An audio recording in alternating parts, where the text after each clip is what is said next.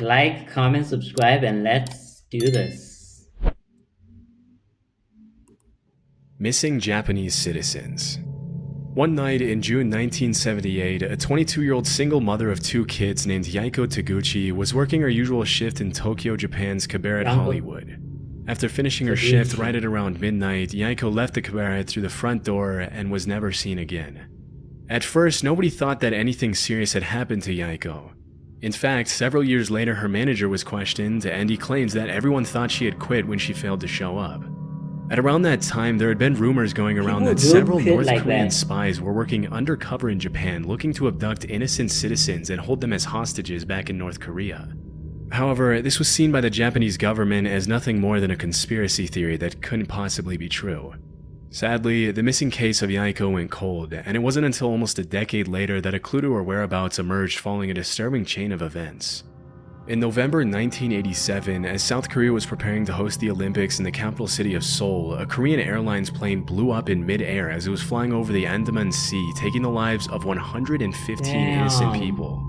During the investigation, it was revealed that two North Korean agents acting under direct orders from the North Korean government had planted a bomb in an overhead storage compartment before getting off at the first layover in That's Abu Dhabi. insane. As the authorities were closing in on the two suspects, one of them took his life with a cyanide-laced cigarette, but the South Wow. Korean government was able Bro, like I never knew like North Korea was moving like that. I thought like they just stayed to themselves in the country, but they have whole spies and they're blowing up planes and they're kidnapping people. overhead storage compartment before getting off at the first layover in Abu Dhabi. That's crazy. As the authorities were closing in on the two suspects, one of them took his life with a cyanide-laced cigarette, but the South Korean government was able to arrest the other agent responsible for the attack. During her interrogation, it was revealed that she had been training for that mission for 6 That's her. years. And that for 3 of them, she had been paired with Yaiko Taguchi, who had taught her how to speak and act like a Japanese woman so she could fly under the radar. As it was later revealed, Yaiko wasn't the only woman who had been kidnapped by the North Korean government. As of today, 17 Japanese citizens have been officially confirmed by the Japanese government as having been abducted by North Korea from 1977 to 1983. That's sad. Disturbingly, a lot of them were shamelessly kidnapped in the middle of the day and thrown on a boat to North Korea. You might think that the victims were involved in something shady that put them on the North Korean government's radar, but the investigations actually suggest Random. that most of them were average citizens who just happened to be at the wrong place at the wrong time. One woman was captured while she was walking to a knitting class, and 2 others were kidnapped on a vacation to Wow. Europe. Another one, a 13-year-old girl, was taken as she was walking back home from school. Some of these victims were kidnapped 13-year-old? for identity theft purposes, while others, like Yaiko, were forcefully brought to North Korea to teach the Japanese language and culture to North Korean spies. After the kidnappings were confirmed, Oh, so I'm guessing like since North Korea is beefing with South Korea, what they would do is kidnap the Japanese citizens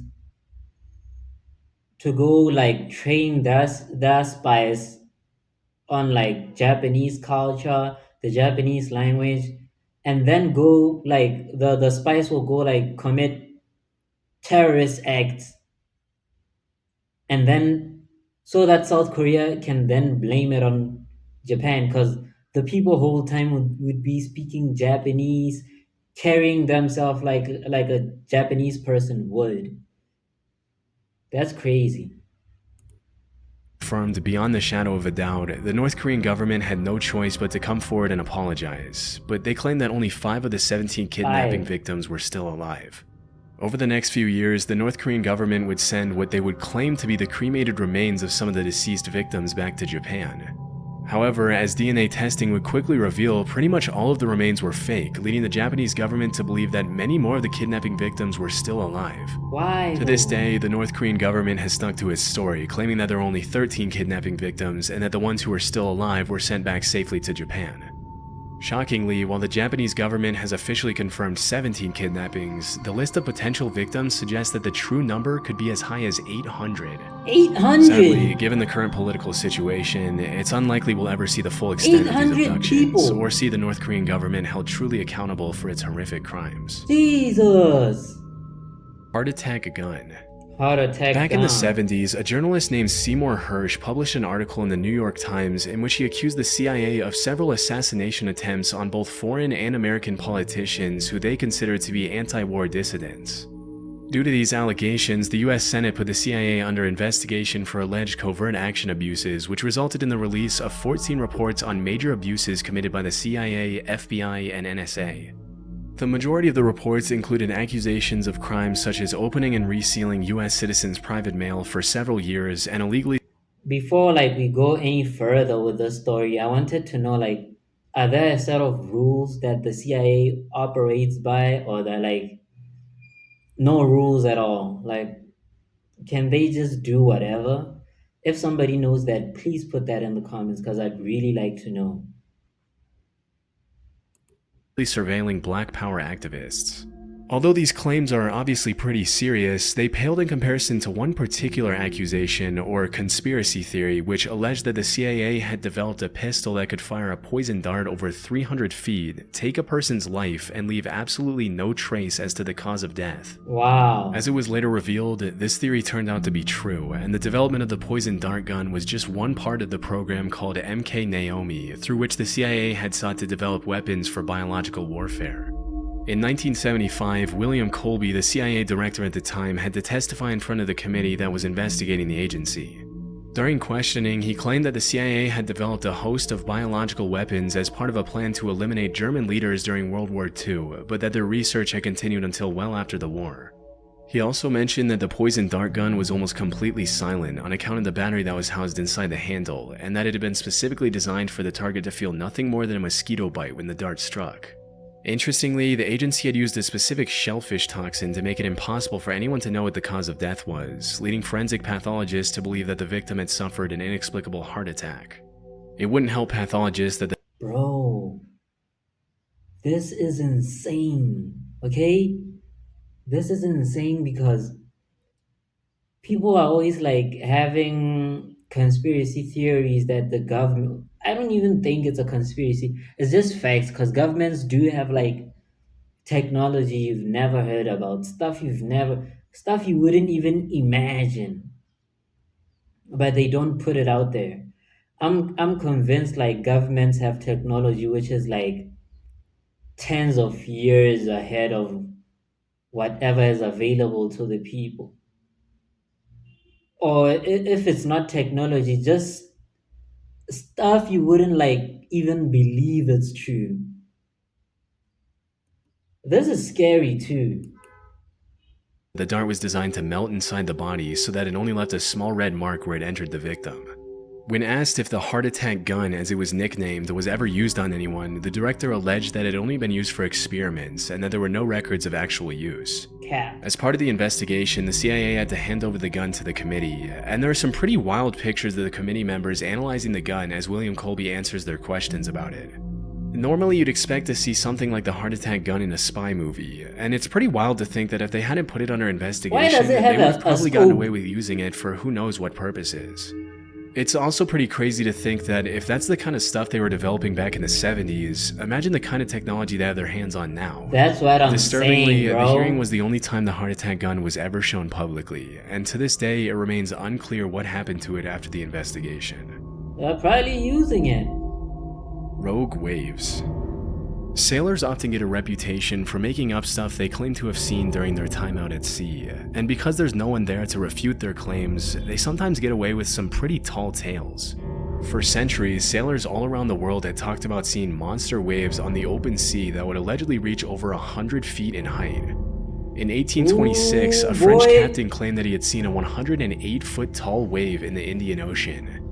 Even though he had 3 sailors with him who backed up his claims, when he came back to the mainland, he was publicly ridiculed by the scientific community, as it was widely believed that it was impossible for a wave to be higher than 30 feet tall. That's the stuff of For a long nightmares. while after that, dozens of people continued to claim sightings of these monstrous waves in the middle of the ocean, but with no real evidence other than eyewitness testimonies, the existence of these waves fell into the urban legend or conspiracy theory category. In the 80s and early 90s, the Draupner platform was set up in the North Sea off the coast of Norway to extract natural gas. As part of the protocol that was carried out to see if the platform was stable enough to withstand the rough seas, a wave height recorder was installed on the platform. On New Year's Day in 1995, the sensor recorded an 84-foot tall wave, which served as the first 84. real piece of evidence for the existence of rogue waves. After this incident, a lot of people started wondering how many of the sailors from previous centuries had been telling the truth. Yeah, What's more disturbing than that is that there were probably hundreds of bro. Like I'm so scared of the ocean. Like this is the stuff of nightmares. A whole 100-foot wave. Like look at this clip that's showing right now. Like this is scary to me. Like I wouldn't go out to a place that looks like this willingly. Hell no. The only extreme conditions I'd go to is like places with permafrost, maybe the North Pole. But I hear to go there, you have to go through the, I don't know if it's called the Drake Passage, something like that. But I don't think they have like 100-foot waves there. But I do know that it's very turbulent waters. disappeared sailors from all around the world who had come across a rogue wave, also known as a monster wave or a freak wave. But because most people who encountered 100-foot tall rogue waves generally didn't live to tell the tale, their testimony went down into the depths of the ocean with them. Since the Dropner wave of 1995, there's been a growing interest in rogue waves brewing in the scientific community. A few years ago, a professor at the Australian National University had estimated that at any given moment there are 10 rogue waves active in the world's oceans. As of today, a rogue wave is usually defined as a wave that is twice as large as the largest waves that come up in a particular area. And while the root cause of rogue waves continues to be investigated, it's generally accepted that these monster waves appear when two wave crests join together at the exact right time, resulting in a massive wave that can sink even the largest ships and oil rigs. Interestingly, it's also been discovered that rogue waves can take place in large lakes. In 1975, a freighter named the SS Edmund Fitzgerald sank in Lake Superior under some pretty mysterious circumstances, with a lot of people in the scientific community coming up with all kinds of hypotheses to explain the incident. It wasn't until several years later that the scientists started theorizing that the vessel could have fallen prey to a set of 3 consecutive killer rogue waves. 3! A phenomenon referred to as the Three Sisters, in which the first wave That's a destabilizes the cold ship, name. the second wave hits the ship's deck before it can stabilize again, and the third wave overloads the ship with more water than it can take on. If this were true, it could also provide an explanation for the mysterious sinking of other large ships in oceans around the world over the past few centuries, but this might be a bit more difficult to prove. Poisonous alcohol. In January 1920, the 18th Amendment to the US Constitution I just want to ask, like, people who have like beaches where they live, because I live in a landlocked country, we don't have those. But doesn't that scare you, or it just depends where you grew up? Like you're used to it now, or you can live near the ocean but still be scared of it. Like I wonder how it feels being out in the water in those conditions. Because just looking at it, it's so scary, bro. I would that and tornado. I'd rather like see a tornado than that.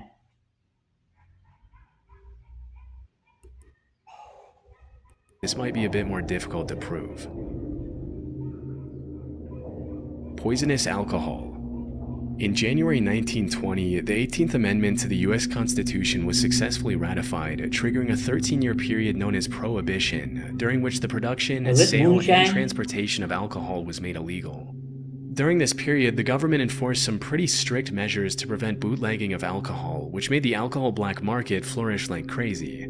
It was pretty much a playground for the mafia, in which the government would raid one bar and another one would crop up in just a few days' time. While all of this was happening, there were some pretty messed up rumors floating around that the US government was taking extreme measures to make sure people weren't consuming alcohol. These included allegations that the government was intentionally poisoning alcohol to make people who consumed it sick. For a while, this remained something of a conspiracy theory, but things took a turn pretty quickly on New Year's Day 1927 when 41 people died from alcohol poisoning at New York's Whoa. Bellevue Hospital. Disturbingly, the autopsies revealed that a lot of the victims had been drinking industrial methanol, otherwise known as wood alcohol, which can be fatal even at Oh low my doses. god. It turns out that the government had forced companies to denature industrial alcohol to make it undrinkable since 1906, which was far before Prohibition. But when the crackdown on alcohol started, the government ordered these companies to add quinine, methyl alcohol, and other toxic chemicals to discourage people from drinking it. Their reasoning was that if black market dealers knew their alcohol had been poisoned, they wouldn't dare distribute it knowing how dangerous it would be for their customers to consume. I guess they forgot to factor in that the demand for alcohol at the time was absolutely insane, and that black market dealers didn't care who lived or died Yeah, from they don't consuming care, their product. bro.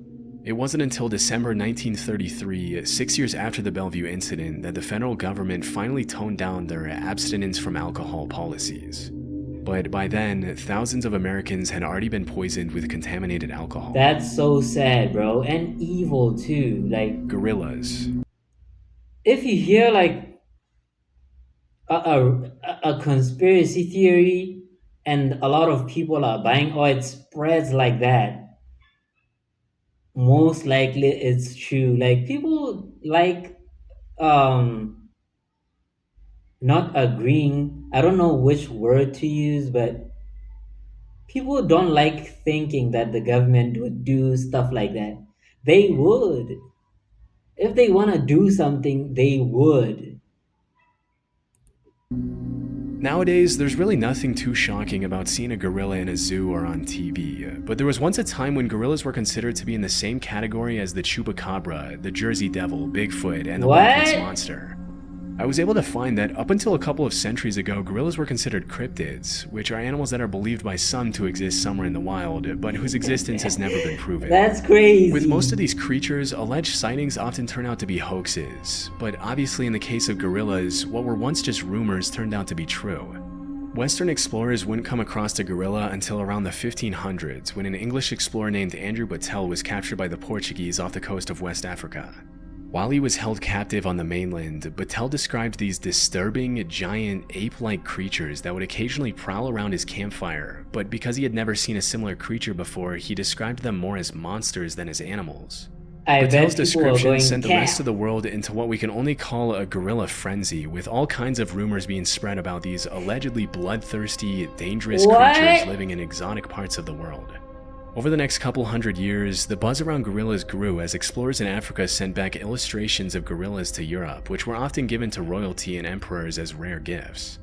If you were to ask any European back then what a gorilla was, they would have described it in a similar way to how we describe Bigfoot or the chupacabra nowadays. They were thought of more as mythical monsters than regular animals.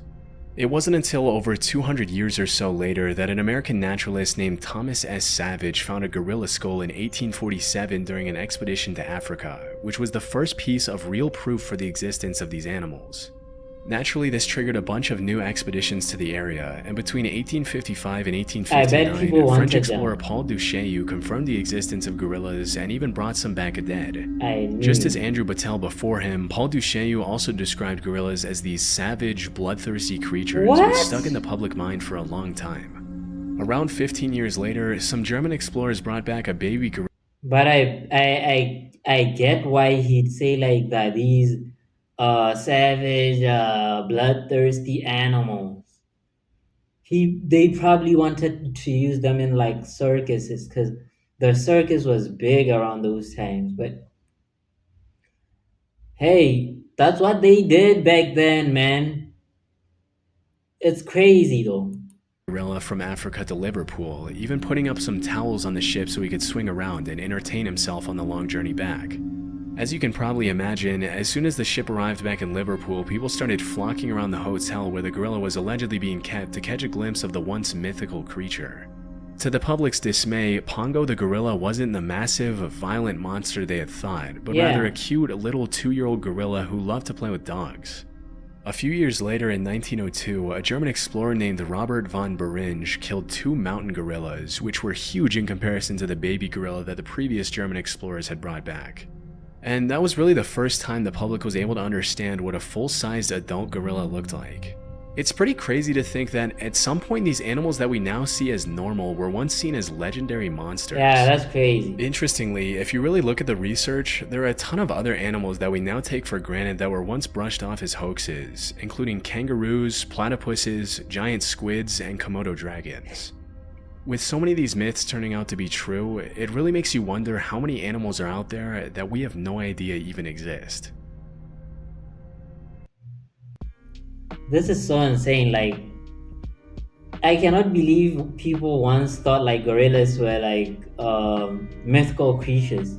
But I guess if you've never seen something and you lived during those times, it would be hard to believe like gorillas actually exist.